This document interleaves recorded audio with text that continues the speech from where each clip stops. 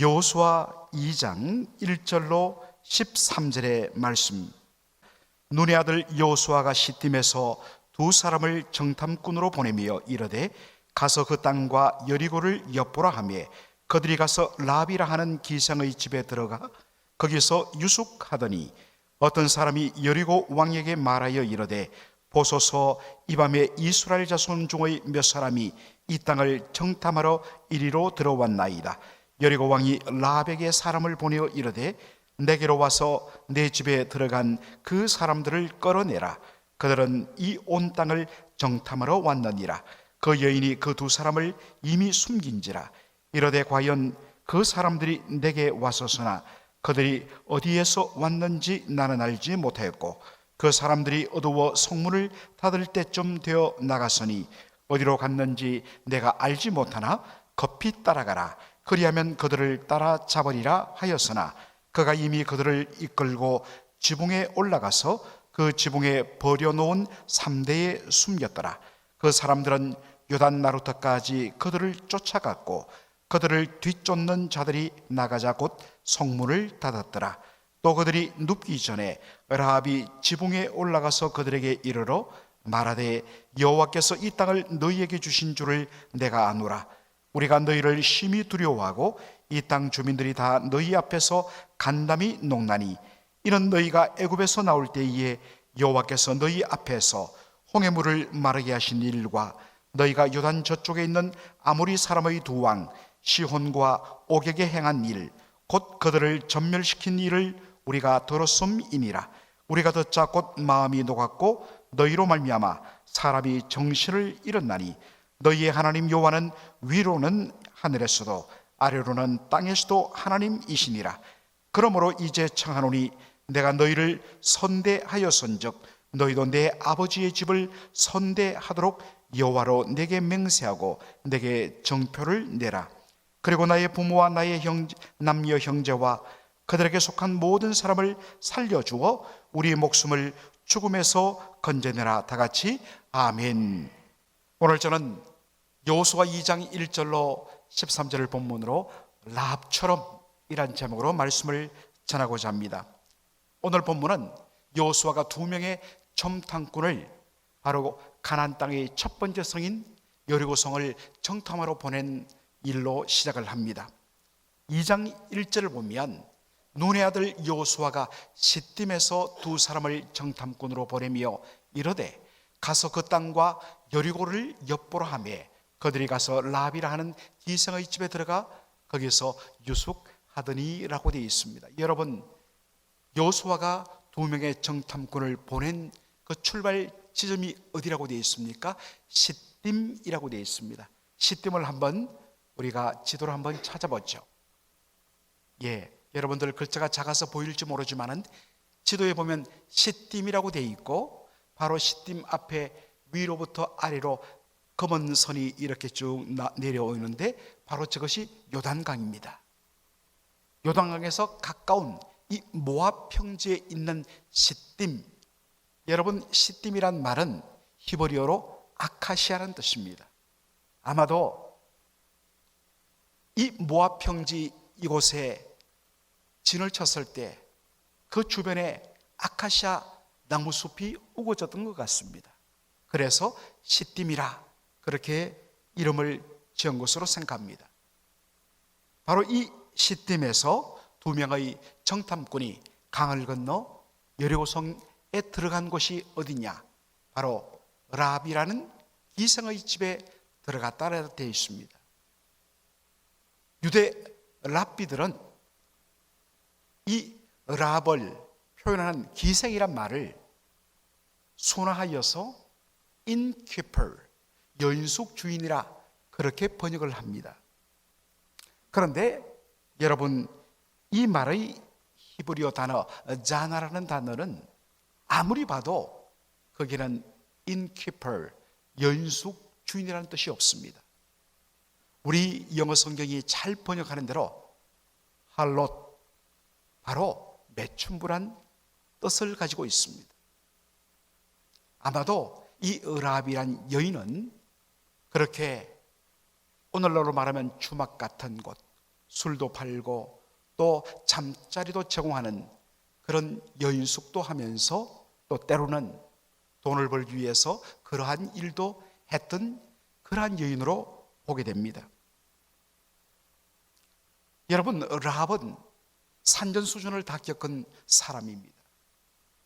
그렇기 때문에 이 낯선 두 사람이 나타났을 때에 그들의 생김새, 그들의 눈동자 빛, 그리고 그들의 옷매무새, 그들의 말씨를 보면서 아하, 이 사람 여기 사람 아니구나, 당장 간파했을 것입니다.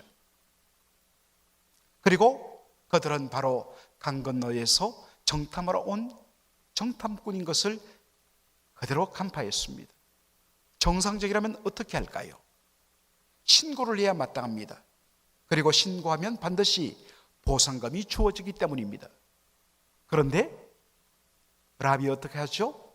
이들을 바로 지붕 위로 데리고 가서 거기에 펼쳐놓은 바로 3대 아마시 대 밑에 숨겨 놓습니다. 그리고서는 그들을 잡으러 온, 신고를 받고 잡으러 온 여리고 군사들에게 그들이 여기 왔지만은 이미 떠났으니 뒤따라가라고 거짓말로 그들을 돌려보냅니다. 여러분, 라합이 왜 이렇게 행동했을까요? 라합은 자신이 이렇게 행동한 이유를 밝힙니다. 2장 9절로 10절 말씀 우리 다 함께 읽도록 하죠. 말하되 여호와께서 이 땅을 너희에게 주신 줄을 내가 아노라. 우리가 너희를 심히 두려워하고 이 땅 주민들이 다 너희 앞에서 간담이 녹나니. 10절도 다 같이 읽겠습니다.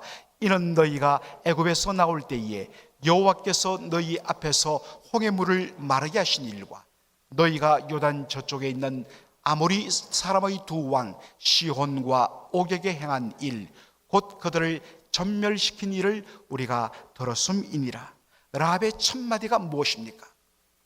여호와께서, 이스라엘의 하나님 여호와께서 이 땅을, 여리고 성뿐만 아니라 가나안 땅을 너희에게 주신 줄을 내가 아노라. 단호하게 말합니다. 여러분, 이 여인이 어떻게 이 사실을 알았을까요? 라합은 두 가지 사건을 언급합니다. 첫째는 홍해물을 여호와 하나님께서 이스라엘 앞에서 마르게 하신 일, 둘째로는 바로 요단강 동편에 있는, 강 건너에 있었기 때문에 요단강 동편의 이야기를 얼마나 그들은 잘 알았겠습니까? 강 건너 동편에 강대한 두 나라, 두 가나안 족속, 바로 시온 왕 그리고 바산 왕 옥, 이 두 왕을, 그 군대를 완전히 전멸시킨 강대한 군사력을 가진 이 두 나라, 그들이 바로 변변치 않은 무기를 가진 이스라엘 백성들에게 무너졌다는 이 사실, 그들은 라합은 이야기합니다. 이것은 바로 이스라엘의 하나님 여호와께서 행하신 일이라고 말합니다. 그래서 그가 결론을 내립니다. 여호와께서 이 땅을 너희에게 주신 줄을 내가 아노라 라고 말한 것입니다. 그런데 여러분, 오늘 본문 그리고 조금 확장해서 여호수아 6장 여리고 정복 사건까지를 살펴보면 이 하나님이 하신 일에 대하여 두 가지 상반된 반응이 나옵니다. 라합과 여리고성 주민들은 똑같이 이 이야기를 듣고서 그들의 마음이 녹았고 그들의 마음에 두려움이 임했습니다. 그런데 그들이 보인 반응과 행동은 완전히 달랐습니다. 라합은 어떻게 반응합니까? 라합은 이 사건을 보면서 너희의 하나님 여호와는 위로는 하늘에서도 아래로는 땅에서도 하나님이시라. 옛날 개역 한글판 성경에는 상천하지의 여호와가 오직 하나님이시라 라고 되어 있습니다. 위로는 하늘에, 땅 아래로는 땅에 그 어디에서도 여호와 하나님만이 유일한 참 하나님이라고 라합은 고백합니다. 그리고 그 반응에 대한 행동으로 어떠한 행동을 보입니까? 그래서 하나님 편에 서기로 결심하고 정탐꾼 두 사람을 숨겨주는 일을 한 것입니다. 반면에 여리고성 사람들의 반응은 어떠했을까요? 여호수아 6장 1절 우리 다 함께 읽도록 하겠습니다. 이스라엘 자손들로 말미암아 여리고는 굳게 닫혔고 출입하는 자가 없더라 라고 되어 있습니다. 여리고성 사람들도 라합과 똑같이 이 두 소식을 듣고서 그들의 간담이 녹았고 그들의 마음이 완전히 두려움에 사로잡혔습니다. 그러나 여리고성 사람들은 하나님 앞에 항복하기를 거부하고 마음의 문을 닫고 그리고 그들의 성문을 닫으면서 대항하는 그러한 반응을 보였습니다. 히브리서 저자는 바로 믿음과 순종의 관계를 라합을 통하여 이렇게 설명합니다. 히브리서 11장 31절 말씀 우리 다 함께 읽도록 하겠습니다. 믿음으로 기생 라합은 정탐꾼을 평안히 영접하였으므로 순종하지 아니하는 자와 함께 멸망하지 아니하였도다 라고 이야기하고 있습니다. 라합은 하나님에 대한 믿음 때문에 정탐꾼 두 사람을 영접했습니다. 반면에 여리고성 사람들은 하나님에 대한 믿음을 거부하고 불순종을 했습니다. 그 결과로 그들은 멸망을 당했다라고 말합니다. 사랑하는 성도 여러분, 진정한 믿음은 언제나 바로 순종과 행동을 통하여 그 믿음이 확인되는 것입니다. 이렇게 믿음으로 하나님 편에 선 라합에게 주어진 축복이 무엇일까요? 신약 성경에 보면 라합의 이름이 바로 마태복음 1장에 나오는 것을 보게 됩니다. 우리 다 함께 한번 읽도록 하겠습니다. 살몬은 라합에게서 보아스를 낳고 보아스는 룻에게서 오벳을 낳고 오벳은 이새를 낳고 이새는 다윗 왕을 낳으니라. 여러분, 마태복음 1장은 무엇으로 이루어져 있습니까? 예수님의 족보로, 예수님의 지니알러지 족보로 되어 있습니다. 그런데 그 예수님의 족보 속에 보통 이스라엘의 족보는 남자들의 이름으로 이루어져 있는데 특이하게도 여인의 이름이 들어가 있습니다.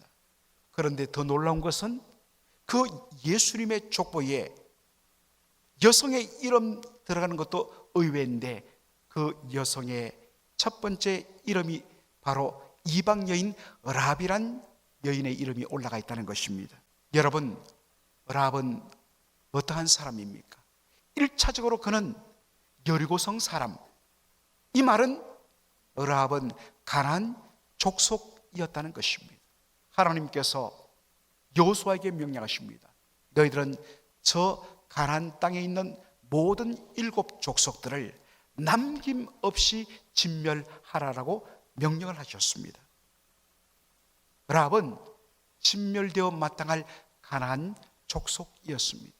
더군다나 이 여인은 윤리도덕적으로도 어떤 면에서는 감추고 싶은 과거를 가진 기생, 바로 할롯 매춘부였습니다. 그런데 어떠한 일이 일어났습니까? 이 라합이 구원받고 하나님의 백성이 되었습니다. 어떤 의미에서 일평생 정상적인 결혼 생활을 할 수 없는 그러한 처지였는데 한 남자의 아내가 되고 한 아이의 어머니가 되는 놀라운 인생의 복을 받았습니다. 그리고 최종적으로 바로 이 라합을 통하여 예수 그리스도가 이 땅에 오신 것입니다. 사랑하는 성도 여러분, 믿음으로 순종하면 하나님께서 놀라운 구원의 은혜와 새로운 신부를 허락하십니다. 새로운 삶의 축복을 허락하여 주십니다. 그러므로 고린도 후서 5장 17절에 바로 이전 것은 지나갔으니 보라 새 것이 되었도다. 누가 그러한 복을 얻습니까? 누구든지 그리스도 예수 안에 있으면 저는 새로운 피조물이라. New creature in Christ. 보라 이전 것은 지나갔으니 새롭게 되었도다. 사랑하는 성도 여러분, 여러분의 발목을 잡고 있는 과거가 있습니까? 여러분의 마음을 고통스럽게 만드는 실패의 경험이 있습니까? 예수 그리스도 안에서 믿음으로 결단하면 우리 주님께서 우리의 인생을 완전히 새롭게 만들어 줄 줄로 믿습니다. 그러므로 여러분, 바로 오늘 이 시간이 믿음으로 결단하고 예수 그리스도 안에 온전히 서는 여러분에게 완전히 새로운 첫 출발이 되기를 주의 이름으로 축원합니다. 그런데 앞으로도 우리가 계속 여호수아를 살펴보겠지만 여호수아 6장과 7장에 보면 이 라합과 대비되는 한 인물을 만나게 됩니다. 그 사람은 바로 유다 지파의 족장인 아간이란 사람입니다. 하나님께서 여호수아 6장에 가나안 땅의 첫 번째 성 여리고성을 정복한 후에 바로 그 땅에서 얻은 모든 전리품들은 다 하나님 앞에 바치라고 말씀했습니다.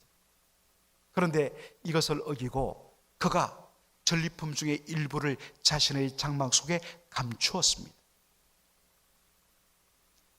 결과적으로 이 일로 인하여서 그는 돌에 맞아 저주의 죽음을 당했습니다. 여러분, 아간이 어느 지파 출신이라고요? 유다 지파입니다. 정상적이라면 자연스럽게 예수님의 족보의 이름에 누가 올라가겠습니까? 바로 아간이 올라가야 마땅합니다. 그런데 아간의 이름은 예수님의 족보에서 제외되고 전혀 그 자리에 합당치 않게 보인 가나안 족속 출신의 바로 라합이 그 이름을 올린 것입니다. 사랑하는 성도 여러분, 이 사건은 우리에게 한 가지 질문을 던집니다.